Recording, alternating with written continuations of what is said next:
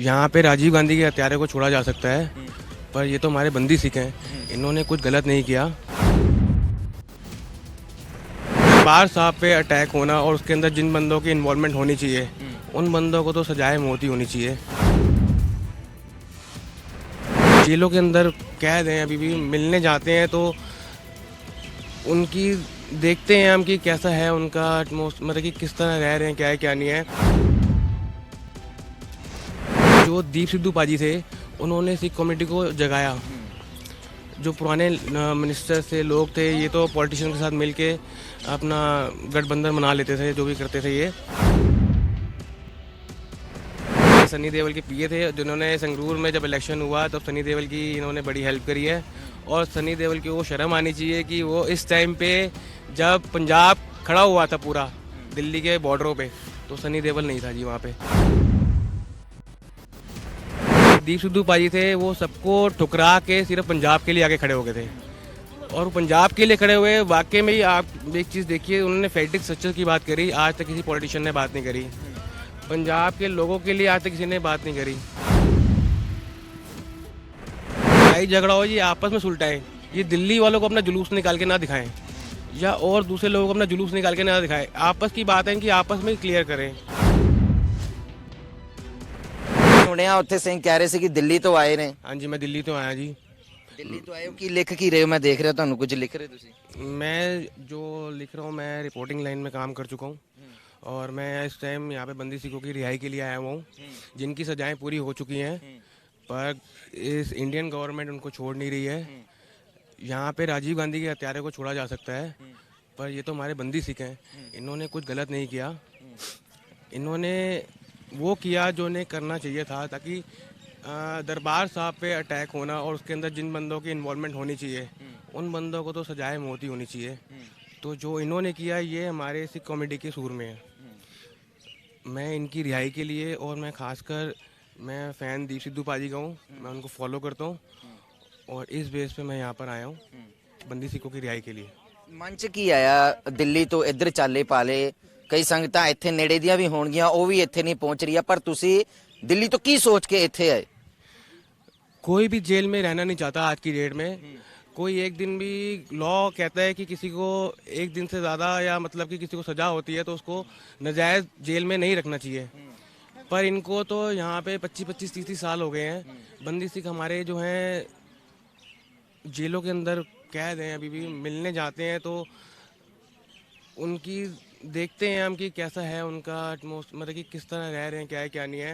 जब उनकी कोर्ट में पेशी होती है, यानी कि आप एक चीज़ देखिए, सिख कम्युनिटी के अंदर गुरु ग्रंथ साहब जी की बेअदबी हुई, स्वरूपों की बेअदबी हुई उनके। अदरवाइज आप एक चीज़ देखिए, जो दीप सिद्धू पाजी थे, उन्होंने सिख कम्युनिटी को जगाया। जो पुराने मिनिस्टर से लोग थे, ये तो पॉलिटिशियन के साथ मिलके अपना गठबंधन बना लेते थे, जो भी करते थे ये। बट मेरा कहने का मतलब ये है कि यहाँ पे इस टाइम जिनकी सजाएं पूरी हो चुकी हैं, उनको रिहा करना चाहिए। ਦੀਪ ਸਿੱਧੂ ਨੂੰ ਤੁਸੀਂ ਕਿਸਾਨੀ ਸੰਘਰष ਦੇ ਦੌਰਾਨ ਮਿਲੇ ਸੀ? हाँ जी, मैं सिंघू बॉर्डर पे था। सिंघू बॉर्डर पे मैं अपना रिपोर्टिंग कर रहा था। उस दौरान मेरे को दीप पाजी वहाँ पे मिले और उनसे मैंने, मतलब कि मेरे को पता नहीं था वो कौन है कौन नहीं, जैसा कि किसी ने मुझे कहा कि जोरा खलोता है, तो मैंने कहा जोरा कौन है। उस टाइम मैंने वहाँ देखा तो दीप पाजी वहाँ पे खड़े हुए थे उस साइड पे, और मैं नॉर्मल था कि मैं उस टाइम मैं अपना काम कर रहा था रिपोर्टिंग लाइन में ही। तो मैं उस टाइम वहाँ से हट गया। तो बाद में जब मैं घर पहुँचा तब मैंने देखा कि ऐसे सिद्धू, संदीप सिंह सिद्धू, दीप सिद्धू, ये लुधियाने के रहने वाले हैं और ये सनी देओल के पीए थे, जिन्होंने संगरूर में जब इलेक्शन हुआ तब सनी देओल की इन्होंने बड़ी हेल्प करी है। और सनी देओल की वो शर्म आनी चाहिए कि वो इस टाइम पे जब पंजाब खड़ा हुआ था पूरा दिल्ली के बॉर्डरों पे, तो सनी देओल नहीं था जी वहाँ पे। तब उस टाइम था तो कौन, दीप सिद्धू था ਅੱਜ जी। ਵੀ ਕਲਾਕਾਰ ਯਾਦ ਆਉਂਦੇ ਨੇ, ਕਿਉਂਕਿ ਇਹ ਵੀ ਬੜਾ ਵੱਡਾ ਜਿਹੜਾ ਮੋਰਚਾ ਲੱਗਿਆ ਹੋਇਆ ਹੈ। ਕਈ ਜਿਹੜੇ ਕਲਾਕਾਰ ਨੇ ਬਾਲੀਵੁੱਡ ਦੇ ਵਿੱਚ ਨੇ, ਉਹ ਪੰਜਾਬ ਦੀ ਧਰਤੀ ਤੋਂ ਬਿਲੋਂਗ ਕਰਦੇ ਨੇ। वो बिलोंग करते हैं, पर ये पॉलिटिशियन से डरते हैं। ताकि पॉलिटिशियन से इसलिए डरते हैं क्योंकि इनकी फिल्में रिलीज होंगी तो रिलीज ना होने दी जाए, इस वजह से ये डरते हैं। तो इसलिए ये स्टेप उठा नहीं पाते आगे के लिए। जो दीप सिद्धू पाजी थे, वो सबको ठुकरा के सिर्फ पंजाब के लिए आगे खड़े हो गए थे, और वो पंजाब के लिए खड़े हुए, वाकई में ही आप एक चीज़ देखिए, उन्होंने फेडिक स्ट्रक्चर की बात करी, आज तक किसी पॉलिटिशियन ने बात नहीं करी। पंजाब के लोगों के लिए आज तक किसी ने बात नहीं करी, पर ये झूठे वादे करते हैं पर क्लैरिटी नहीं देते। उन्होंने बंदी सिखों की रिहाई के लिए भी गए, गवर्नर से बात करी, पूरी क्लैरिटी करी, फिर आए हैं। जो बात हुई वो संगत को पूरी क्लैरिटी करके बताई, और जो भी फैसला होता है वो संगत का ही फैसला होता है। उन्होंने ये चीज़ हमको क्लियरिटी करी, बताया। ਵੀ ਯਾਦ ਹੁੰਦੇ ਨੇ ਦੀਪ ਸਿੱਧੂ ਕਿਉਂਕਿ ਕਈ 15 तारीख ਨੂੰ ਉਹਨਾਂ ਦੀ बरसी हैगी है, तो मैं हूँ बाद में वहाँ से लुधियाना भी जाऊँगा यहाँ से, और उनके घर भी होकर आया था मैं। बट मुझे एक चीज़ लगता है, इनकी डेथ पे भी लोगों ने पॉलिटिक्स करी है। एक सिख कम्युनिटी को ना एकजुट होकर रहना चाहिए। आपस में ये मन मुटाव करते हैं ना, उससे क्या है कि दूसरे लोग ज़्यादा फायदा उठाते हैं। ये इन लोगों का कुछ भी लड़ाई झगड़ा हो, ये आपस में सुलटाएं।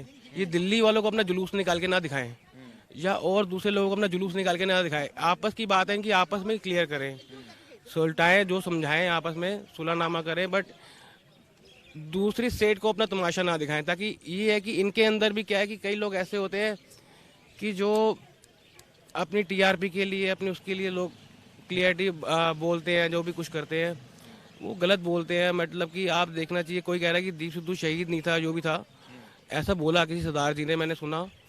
पर मेरे को वो चीज़ दिल पे लगी बात, ताकि उनकी बदौलत ही मैं यहाँ पर आके बैठा हूँ, और मैंने उनको सुना, सारे स्पीचेस सुनी। उनकी जो सोच थी ना, वो आज की डेट में पंजाब में किसी पॉलिटिशियन की सोच नहीं है, किसी जेन्युइन बंदे की सोच नहीं है। उनकी सोच देख के, उनका दिमाग, बात करने का तरीका, एटीट्यूड बहुत अच्छा लगा। बिल्कुल पोलाइटली बात कर रहे हैं। मतलब कि कई लोग कह रहे थे कि ये गोना मोना है, बाल कटाए हुए हैं, बातें ऐसे कर रहा है। तो दीप पाजी ने भी ये कहा कि मेरे अंदर हाँ भी कुछ कमियां हैं, पर मैं भी सिक्की स्वरूप में बाद में आ जाऊंगा, आऊँगा। ਤੁਸੀਂ ਵੀ ਸੋਚਦੇ ਹੋ ਆਉਣ ਦੇ ਲਈ ਸਿੱਖੀ ਸਰੂਪ ਦੇ ਵਿੱਚ? हाँ जी, मेरे अंदर भी कुछ कमियां हैं जी। मैं भी सोचता हूँ कि मैं भी आऊँगा सिक्की स्वरूप में।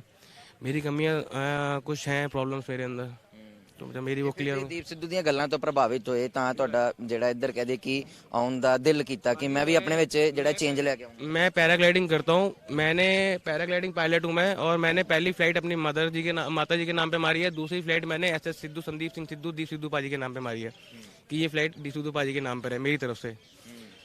तो मैं अपने फ्रेंड्स को भी बताता हूँ, और मैं सारी सुनता भी हूँ, उनकी सारी स्पीचेस भी सुनता हूँ कि मैं टुरिया आਉਂਦਾ ਸੀ कि एक पत्रकार पूछता कि इनकलाब की होंदा दसो, मैं क्या कोई नहीं, मैंने पहुँच जाते सिरे ते, जो आप संगत ਨੂੰ देवांगे फिर। तो ये ਜਦੋਂ ਗੁਰੂ ਨਾਨਕ ਦੇਵ ਜੀ ਨੇ ਇੱਕ ਓਮਕਾਰ ਲਾਤਾ ਸੀ ਬਾਂਦੇ ਦੀ ਫੱਟੀ ਤੇ, ਸਾਡਾ ਇਨਕਲਾਬ ਸ਼ੁਰੂ ਹੋ ਗਿਆ ਸੀ। ਜੋ ਹਰਗੋਬਿੰਦ ਸਾਹਿਬ ਜੀ ਨੇ 2 ਤਲਵਾਰਾਂ ਮੀਰੀ ਤੇ ਪੀਰੀ ਦੀ ਪਾ ਲਿਆ ਸੀ, ਸਾਡਾ ਇਨਕਲਾਬ ਸ਼ੁਰੂ ਹੋ ਗਿਆ ਸੀ। ਜਦੋਂ ਗੁਰੂ ਤੇਗ ਬਹਾਦਰ ਸਾਹਿਬ ਜੀ ਨੇ ਦਿੱਲੀ ਵੰਗਾਰ ਲਈ ਸੀ, ਸਾਡਾ ਇਨਕਲਾਬ ਸ਼ੁਰੂ ਹੋ ਗਿਆ ਸੀ। ਜਦੋਂ 10ਵੇਂ ਪਾਤਸ਼ਾਹ ਗੁਰੂ ਗੋਬਿੰਦ ਸਿੰਘ ਜੀ ਨੇ ਖਾਲਸਾ ਪੰਥ ਸਿਰਜਤਾ ਸੀ, ਜ਼ਬਰ ਤੇ ਜ਼ੁਲਮ ਦੇ ਖਿਲਾਫ ਲੜਨ ਲਈ, ਸਾਡਾ ਇਨਕਲਾਬ ਸ਼ੁਰੂ ਹੋ ਗਿਆ ਸੀ। ਜਦੋਂ ਸਾਡੇ ਸੰਤ ਜਰਨੈਲ ਸਿੰਘ ਭਿੰਡਰਾਂਵਾਲੇ ਨੇ ਕਿਹਾ ਸੀ ਕਿ ਇਸ ਗੁਲਾਮੀ ਨੂੰ ਗਲੋਂ ਲਾਉਣਾ ਪੈਣਾ ਹੈ, ਇਹ ਹੁਣ ਤੁਸੀਂ ਸੋਚੋ कि आज लड़ना, आज लड़ लो, कल लानी कल ला लो। आपको कब अपनी उस गुलामी को उतारना है, इस गवर्नमेंट के हिसाब से उन्होंने मेरे को पूरा क्लियरिटी बताया, मतलब कि स्पीच दी उन्होंने। तो मैं इस चीज़ से पूरा, मैं उनकी सारी स्पीचेस सुनता हूँ कि पेडा मुनिया जा सकती है ने समझाइया नहीं, तो फिर गर्दन कटवानी मंजूर है। वो कहते ना 40 सिख ही काफ़ी थे ना, चमकौर की गली में 40 सिख ही काफ़ी थे, वही 40 सिख चाहिए।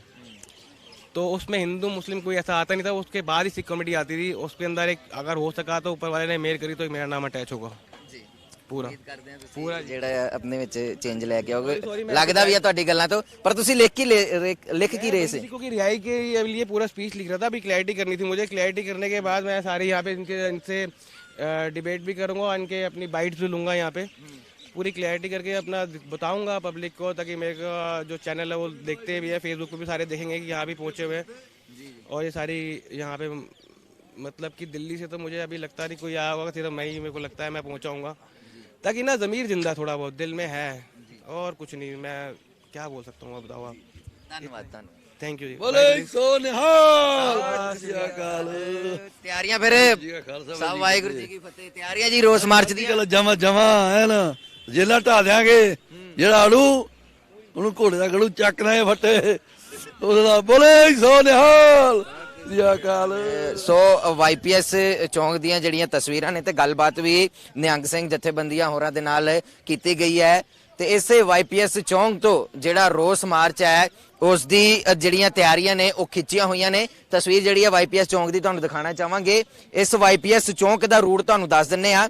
ਵਾਈਪੀਐਸ ਚੌਂਕ ਤੋਂ ਇਸ ਰੋਸ ਮਾਰਚ ਦੀ ਜਿਹੜੀ ਹੈ ਸ਼ੁਰੂਆਤ ਹੋਣੀ ਹੈ। ਫਿਰ ਬੁੜੈਲ ਜੇਲ੍ਹ 9 ਫੇਜ਼ ਰੋਡ ਪਹੁੰਚਣਾ ਹੈ। ਉੱਥੋਂ ਹੁੰਦਾ ਹੋਇਆ 8-9 ਦੀਆਂ ਲਾਈਟਾਂ ਤੇ, ਫਿਰ ਉਸ ਤੋਂ ਬਾਅਦ 11 ਫੇਜ਼ ਦੀਆਂ ਲਾਈਟਾਂ ਤੋਂ ਹੁੰਦਾ ਹੋਇਆ ਆਈਸਰ ਦੀਆਂ ਲਾਈਟਾਂ ਤੇ, ਫਿਰ ਉਸ ਤੋਂ ਬਾਅਦ ਗੁਰਦੁਆਰਾ ਸਿੰਘ ਸ਼ਹੀਦਾ ਸੁਹਾਣਾ ਵਿਖੇ, ਫਿਰ ਫੇਜ਼ 7 ਦੀਆਂ ਲਾਈਟਾਂ ਤੇ, ਫਿਰ 3-5 ਦੀਆਂ ਲਾਈਟਾਂ ਤੇ, ਫਿਰ ਮਦਨਪੁਰ ਚੌਂਕ, ਫਿਰ ਉਸ ਤੋਂ ਬਾਅਦ ਮੁੜ ਇੱਥੇ ਵਾਈਪੀਐਸ ਚੌਂਕ 'ਚ ਇਹ ਜਿਹੜਾ ਰੋਸ ਮਾਰਚ ਹੈ ਪੰਜ ਪਿਆਰੇ ਦੀ ਅਗਵਾਈ ਦੇ ਵਿੱਚ ਕੱਢਿਆ ਜਾਵੇਗਾ, ਉਹ ਇੱਥੇ ਜਿਹੜਾ ਆ ਉਹ ਖਤਮ ਹੋਵੇਗਾ। ਕੈਮਰਾਮੈਨ ਅਜੇ ਨਾਲ ਮੈਂ ਅਕਸ਼ਦੀਪ ਸਿੰਘ ਔਨ 에ਅਰ ਚੰਡੀਗੜ੍ਹ।